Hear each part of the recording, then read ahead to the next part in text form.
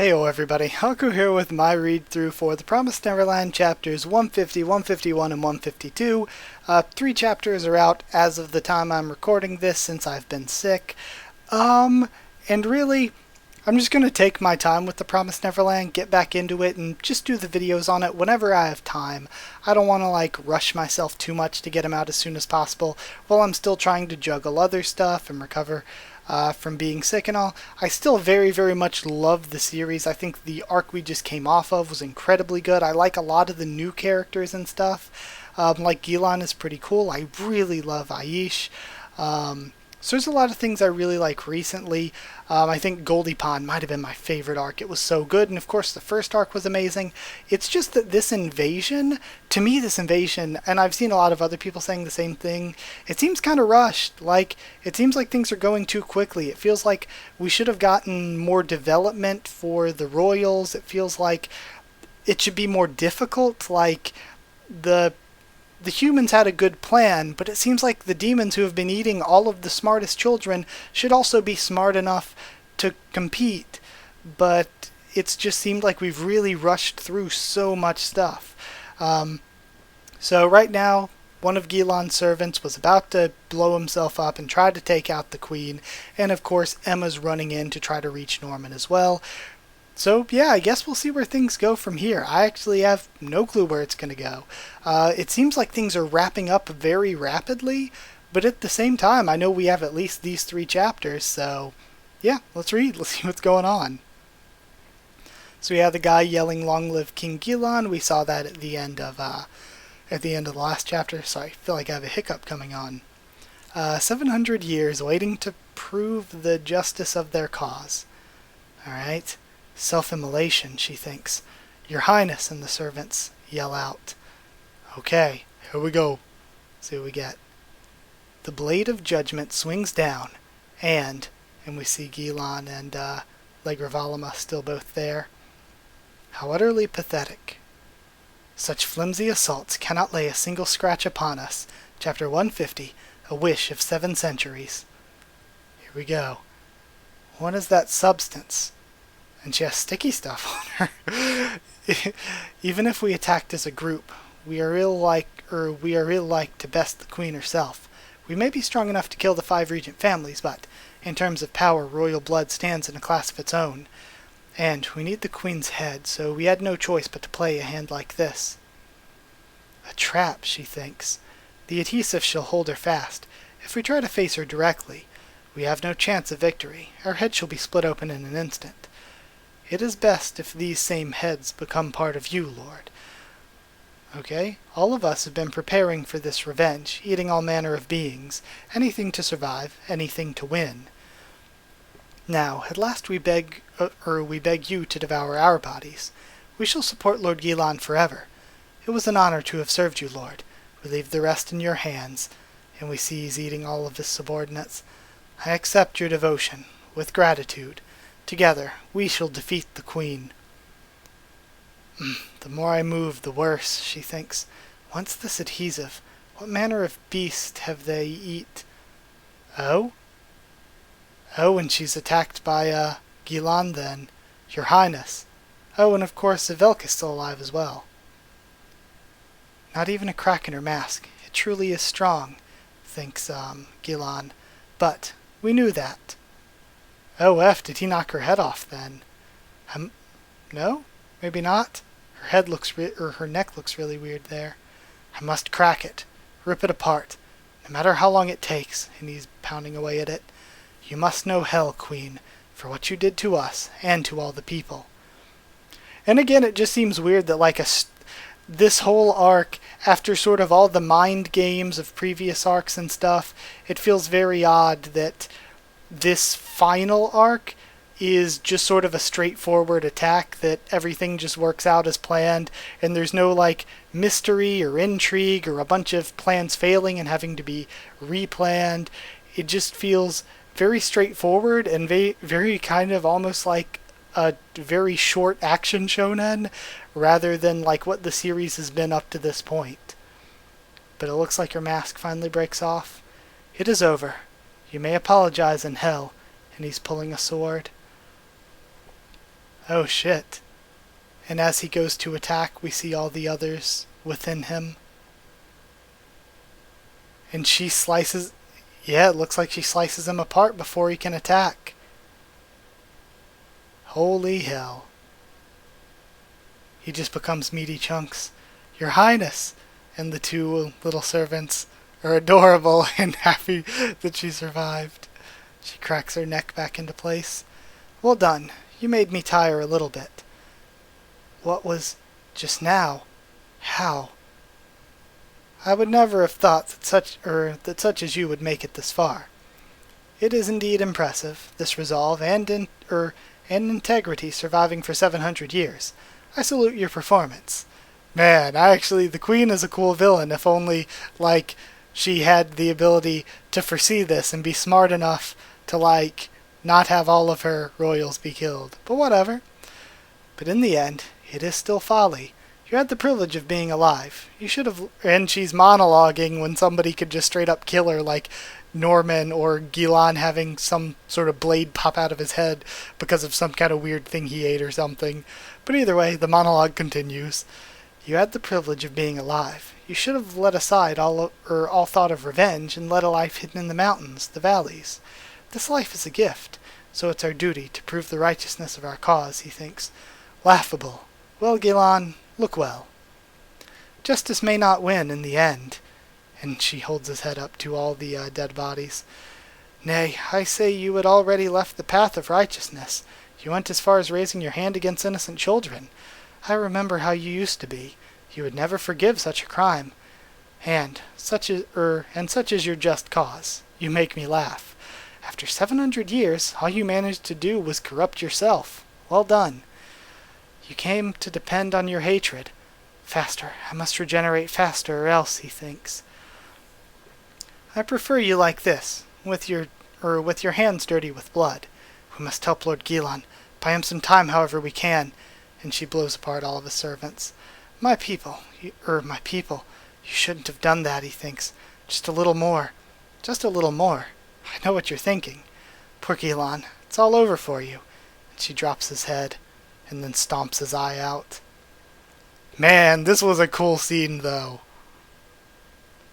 Really establishing the Queen, but now I just feel like Zazie is gonna pop in out of nowhere and take her out or something. Alright. Ha, says Avelk. This is the power of the royal blood.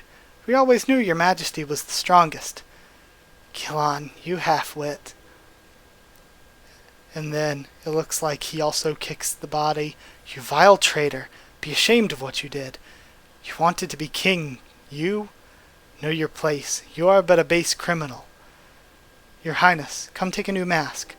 Very well, but first I must tend to my hunger first.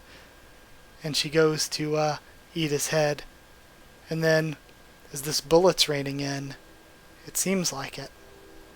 Okay. This attack, all the raiding too, were orchestrated by someone else. But who? Enter the champion of humankind. Is this the one behind the attacks? Nay, you're human. And Zazie comes in. Man, I've kind of felt bad for Zazie because he seems to not be all there in the head, but still he's part of Norman's asshole evil group, so... it's one of these things where it's like Norman's group versus the demons. They're both terrible. Who do we root for when both of them are the bad guys? But Lambda versus the Queen, the duel starts, the end of 150. I actually like the way that the Queen was actually kind of impressive here, but the problem is that she wasn't very smart at the same time. So I don't know. I feel like Zazie is probably going to kill her, or at least distract her long enough for Norman to kill her, but who knows? The long-destined battle will be decided here. A human, chapter 151, a chance of victory. What in the world is this? Man, they're going to underestimate him, aren't they? And then he goes for an attack, but she blocks. Just barely, though, and he's still attacking, so she has to dodge. Man, this human, she thinks as he cuts her face. Oh, and now we see Cicero and Barbara coming from behind as well. She notices them. Keep attacking. Don't give her a second to rest. And we see Norman's words to them. The Queen's is truly powerful. Gilan too. Lambda or not, a direct attack has no chance of victory. Humans don't stand a chance. But if we maneuver so that they have to fight one another, the victor's guaranteed to be spent. Okay. The demons do have overwhelming powers, but resurrection, mutation, strength augmentation, it all stems from cellular division, meaning they need enormous quantities of energy. Our experiments have confirmed, after a certain point, lack of energy makes their fighting ability drop dramatically. All living beings have physical limits, demons are no exception, and their weak point is exhaustion. They've evolved to be explosive hunters. They can't handle sustained fighting. They can't fight for too long without replenishing their energy. I like this. Again, he made these plans and everything, so you would think in all these hundreds of years the demons would be smart enough to think of things to counter it. Especially, since it's been, so many hundreds of years of them eating only the smartest and most capable humans. But either way, and also Avilk isn't really getting involved at all, interestingly. So, do not let them eat, not even the little finger of a corpse. You have to be relentless. Don't give them a chance. Attack and attack and attack. In that lies our chance of victory. Okay? I can see it. She's fast for sure, but this isn't her true speed, thinks Barbara. It's like the boss said, she's pretty tired by now. When we were watching up there, you could feel it. The Gilan clan made all the difference. What a great plan. This is a day of carnage. And the humans will win. And we see her face gets cut even more. These humans, and she's healing, won't stop. How cunning. They'll not take a bait or show any recklessness. Rather, they relentlessly seek to bring me to exhaustion. If only I could have some nourishment, or if, Evelk could do damn anything. Cool your head. Look well. We can end it all right here. Okay, and this is Cicero thinking. She's strong for sure. Feels overwhelming. But it's now or never. Tired like this, we just have to keep her busy both attacking and defending. And even humans can win. Sazier attacks, and we take care of the defense. Sazier can handle it. I'm sure of that. Of that I'm sure. It's Sazier after all. We got your back, Sazier. Go all out on her. All right. Know your place. Oh? And is this his arm mutating? What the hell? Or no, her arm mutating.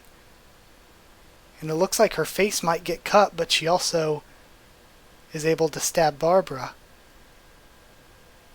Man. And she goes to eat her. Barbara. And then Zazie throws a sword to take her arm off. Man. And then Zazie screaming. No, Zazie, calm down. Oh shit. Crap. Damn it, I'm too far. And she senses something. And is forced to try to block. But his sword goes through her hand. And then she lets it pass and heals back. Oh, and she's surprised from behind. It's the other soldiers and Vincent. Barbara's crawling toward her weapon. And this is interesting. We have the two servants.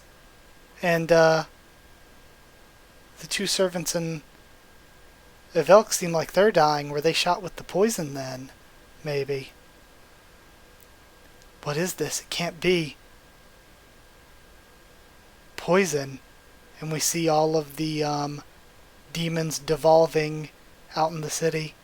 Man, so, Norman's group has to die. There is no way they can stay alive. They are even worse than the demons. They are even more villains than the demons. Which is I was hoping the Queen or Evelk would do something, anything. But no. So now I don't know how to deal with Norman's group. Unless they just let him die off from the Lambda stuff, but still.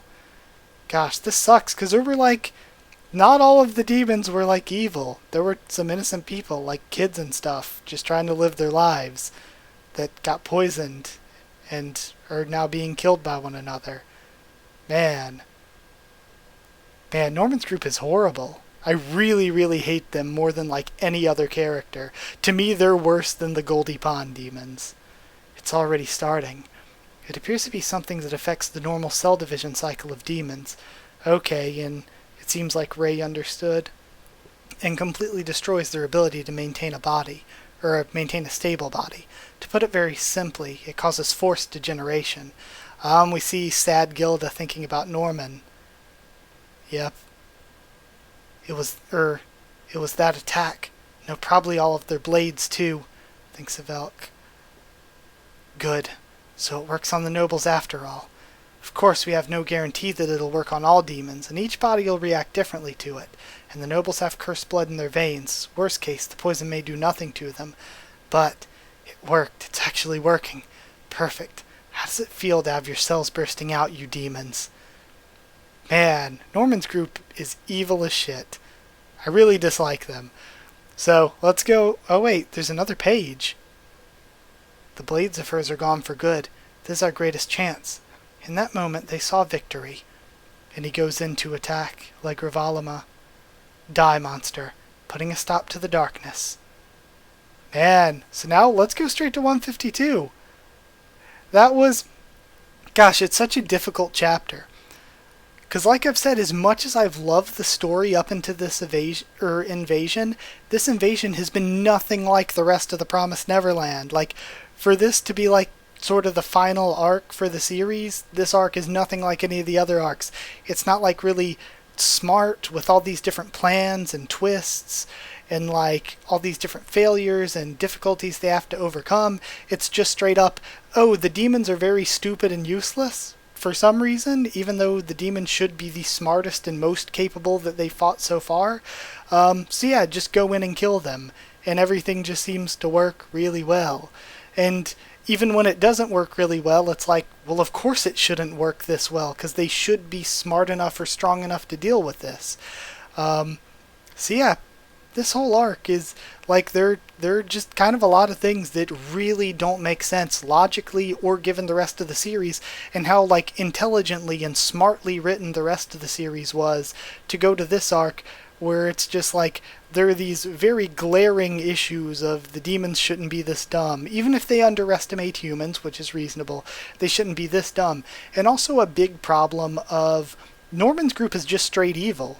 They're like killing innocent people, like what the Queen said about Gilan, where they're like, you're just cause, you corrupted yourself, you killed innocent children. Norman's group is killing innocent people, killing innocent children, just as bad, if not worse, as if not worse than the demons. And they have their reasons to want to get revenge on the demons or to get freedom, but at the same time, we've already seen how their want to get revenge can totally backfire, like when they killed the demon that raised Aish. So, yeah, that's another kind of issue with the chapter and sort of with this arc, is that Norman's group is so evil. Like, we're seeing Norman's group fight the demons, but you really don't want to root for Norman's group because they are so bad. So, I can only hope that Emma can resolve this somehow. At least resolve it in a satisfying way. Like I said, at this point I don't even want redemption for Norman's group. I think they're way too far gone for that at this point. But either way, we're seeing a flashback with Gilda and Don. Poison designed to make demons degenerate. The tragedy they fear draws near. Lonnie's group wasn't able to find any equipment that could manufacture the poison in mass quantities. Okay, maybe they can only make some for now. If that's right, then Norman must have spread this poison for another reason, to create panic in the city. But where? Where would you use a small amount of poison to the greatest effect in this castle city? Easy, says Sungju. It must be in... Okay, here we go. The Central Square. Chapter 152. It's time. Disaster strikes. It's already begun. Alright. As expected, no other places seem to be affected, says Aish. Thank you. What? Aish can speak normally. What the heck's going on? And of course this is Hayato's first time hearing her. Of course. But more and more of them are devolving. Soon, there'll be nothing more we can do. Then let's go, says Musica. Yeah, we can stop the damage. Die, monster. Okay, now we're cutting back to Legravalima and Zazie. And it looks... Is her arm gonna get cut? No. What the hell? How on earth did she manage that? Or was it even her? Did she... Okay, it looks like she just cut the bag off his head. I thought she straight cut his head. Okay, he dodges beneath it, I think. She's going in for an attack with her other arm, but it gets caught by Cicero's chain weapon. Zazie, go! And we're seeing Zazie without the mask now. Alright, and he's swinging in at her face. Alright, and it cuts deep into her head and ends up cutting through. We see more of Zazie's face. It's what hurts the most. I'm stronger than all, the most beautiful of all. I reign supreme, almost obey me. I have the blood of kings. I want to have the best meat of all. Okay, and we're seeing her with insert name here. I want better meat than the nobles and the kings will have. Father. Alright. And she killed him. I rise now as your queen. My father, my siblings, all the more food. I took the throne. But, although I have almost everything in my hands, one single thing remains far from my grasp. Oh, and now we see little Norman, it looks like. The greatest mind comes from the plantations, she asks of Elk. And now we see her fallen on the ground, and Norman walking up. So again, the only issue with this is that the demons were really kind of stupid and useless when it seemed like they really shouldn't be, especially after all the sort of the first arc, all the sort of big brain 1000 IQ plays we had to see in the first arc. It makes no sense for the biggest, baddest demons to be this dumb. Pleased to meet you, your highness. I see. So you were the puppet master, she says. 22194. Oh, how appetizing he is. I'm the one who sent you to Lambda. I loathe the idea of offering you to insert name here. I want to eat you. Eat you. Eat you, she thinks, and it looks like she's starting to devolve.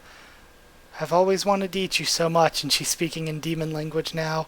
When I heard Lambda was sacked and burnt, I almost lost myself in rage. And now here you are, alive, right before my eyes. I shan't bestow you to anyone. You're my meat. Mine and mine alone. Your meat. None of us will ever be food for the likes of you again, he says in demon language. Do it, Zazie. And Zazie finishes her. And again, it seems really anticlimactic how we never got any real development for the royals and we just killed them off that easily. You're the last one, he says to a Velk. Just kill a Velk and it's over, they think. The nobles dead, the leadership destroyed. The common demons will have no other fate than extermination. It all ends. Now. Alright. And we see this visualization of little Emma pulling on Norman's cape. And he turns around to see her in the little version of himself. Don't worry, Norman. I'm coming. We've already remade the promise. There. It's all right. You don't have to fight anymore. Norman. And she finally goes in, and everyone's dead. Yep, and we see even a Velk, his heart unmoved. I'm sorry. It's too late now, Emma. Man, I really don't want to see Norman get sort of redeemed at this point. Just screw him, throw him in the trash. But yeah, I don't know. It feels like, gosh, I hate to trash this all video, but I guess this is why, other than being sick, why I pushed off catching up to this the most, is because I was really worried about how this arc would go even further. Because the first arc was so well written and so smart. And then their journey was just a normal journey, it was whatever. And then Goldie Pond was so well written and so smart. And the post-Goldie Pond stuff was so well written and so smart. And now we have the issues of this arc not being written so well and so smart. And in addition to that, Norman's group not being, like, they're written as if we're supposed to sympathize with them or like them in some way.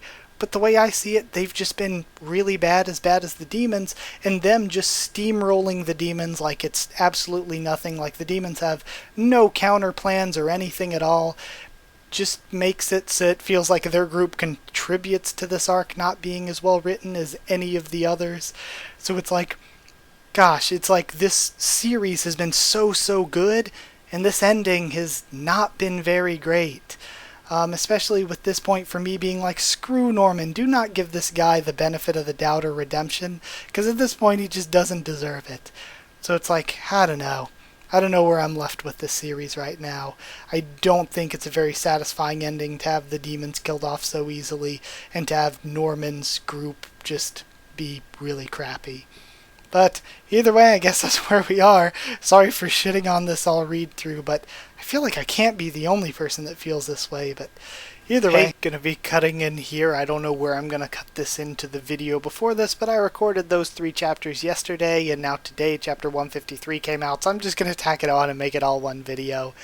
So yeah, tried my best not to be negative there, but this arc just has some problems, and I'm gonna try my best to not be negative here, but I feel like I definitely wouldn't be negative with this arc if I didn't absolutely love the series so much, because it's like everything that was so amazing and so great about the series, this arc is for some reason done the opposite.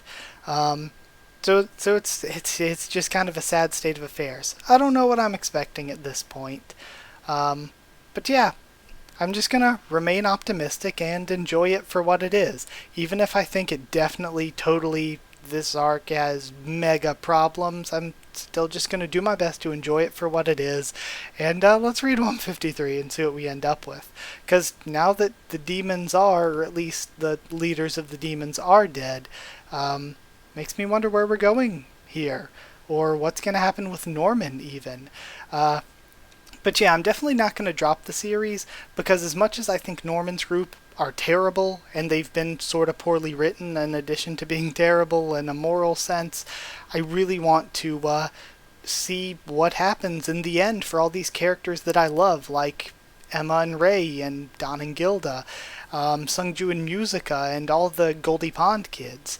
The characters that were a lot more well written, and a lot more nuanced, and sort of reasonable and realistic, I guess. But either way, let's get into reading. We have a color page here for Jump. Emma's so adorable. Cute. Alright, let's see what we get. Oh, and we're having a color cover here. He's been so long, alone. The Promised Neverland, chapter 153, Coward. Norman, says Emma. Emma, Ray, a melancholic reunion. I'm so happy to see that you managed to return here safely, but I'm sorry to tell you that you didn't quite make it in time. It's too late now, Emma, and we're seeing what we saw last time with everyone dead. All of these, we killed them. We made them kill one another. They're all dead. The Queen, the nobility, the Gilon clan, all of them. And then Emma gets pissed off. Norman, we remade the promise. Everybody can escape to the human world together. There's no need for more violence. Right? We can still just stop with this plan of extermination. Right? Not anymore. It's over now, Emma. We've destroyed their leadership, the monarchy system upon which they've depended for thousands of years. Now there's no power in this world able to control them. The last of the nobles was a Velk. I myself killed the demon. And now we have the horror on Emma's face. We've produced a crack in the structure of the society, a crack that will break the dam. What follows now is total implosion, and soon all demons will die. Extermination simply the next step. There's no way to go back from this. It's inevitable, Emma. Don't get in the way. No way, she says. What? I told you we don't need to fight anymore, so what's the point in wars, in genocide? I don't want to do any of that. And to let you become a mass murderer would be even where he's already there. Well, not only is he already there, but Emma's plan is sort of nuanced and reasonable, where for him to be super big brain and everything, Norman's plan was basically just hit bug with big stick.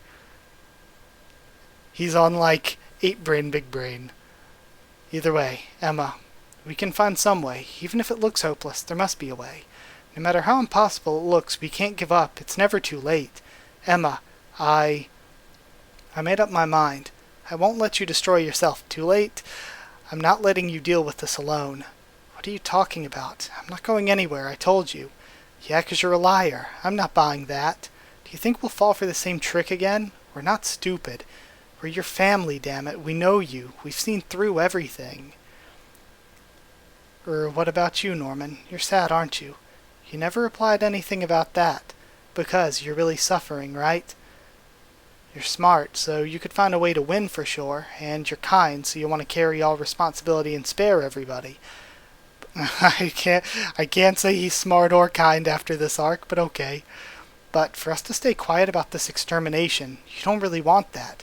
You don't want to commit genocide. You've been lying so much, Norman, but don't lie to yourself.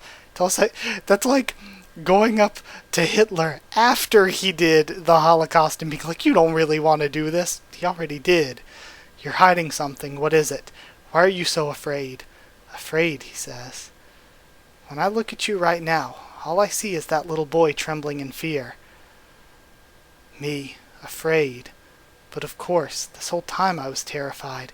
I was forced to ingest who knows what substances, experimented upon, never knowing when I might be shipped to my death, utterly alone, but I will survive. I will survive and leave this place.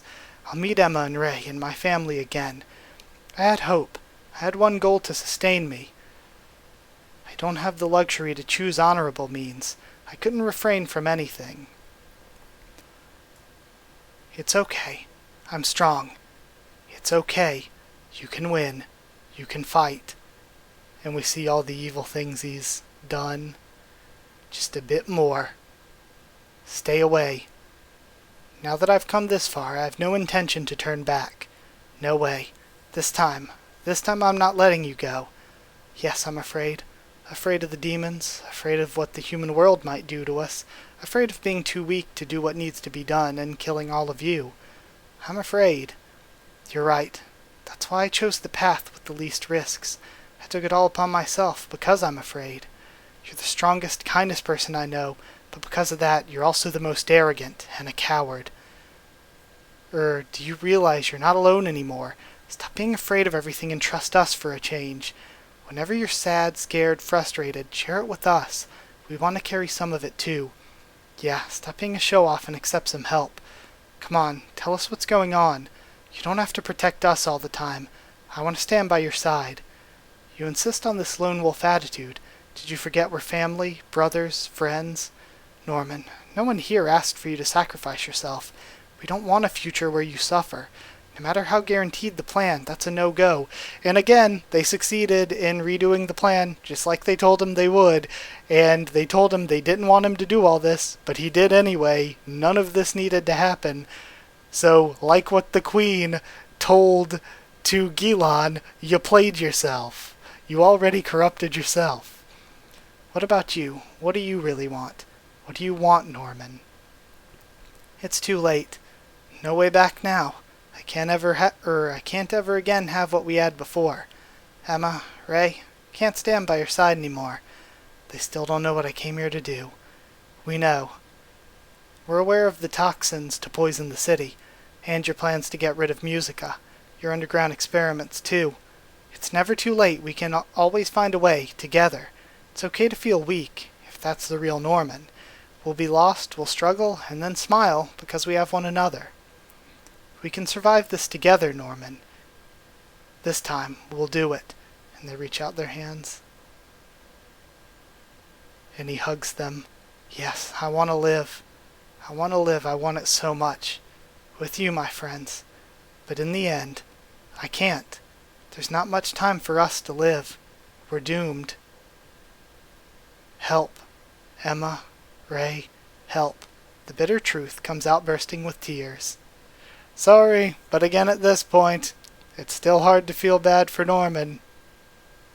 Like, I just don't feel bad for him.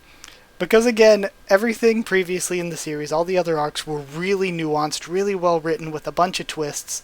But this arc was basically, how'd Norman do this? He just did. How'd Norman get Gilan to do this? He just did. How'd Norman do this? He just did. No explanations, just Gary Stu nonsense. Just, oh, he has big brain, so everything just worked out perfectly fine, and he had no struggles or problems whatsoever. And then to get to the point where he's killed all these innocent people and plans to kill all these more innocent people, and it's just like, no, we'll forgive you, you're really scared, aren't you? Well, he already killed a bunch of innocent children, so forgive me if I don't really feel bad for him whatsoever. So yeah, that's the problem with this arc, is just that instead of the twists or the nuance that we've come to expect. It's been a lot more just everything works out because it does. No reason, no planning, it does. It just works out for Norman.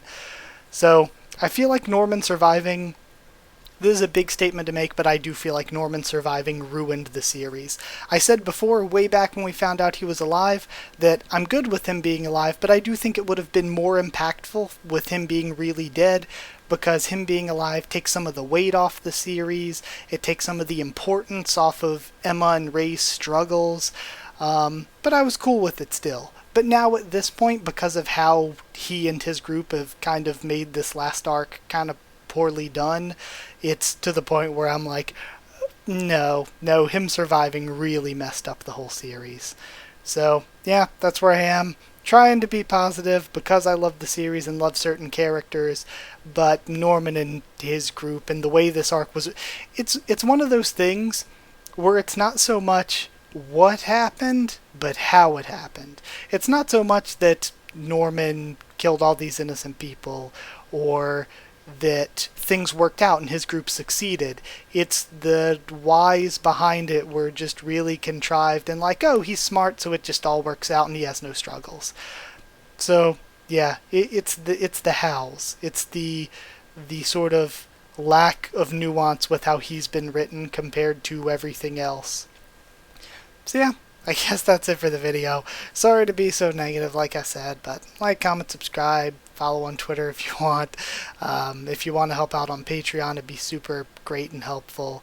And if you want a link to the Discord server, ask and I'll give you one. So yeah, that's it. Again, sorry to be negative, but thank you for watching, for sticking through this, for sticking through the read through so far, and whatever else we read to get to the end of the series.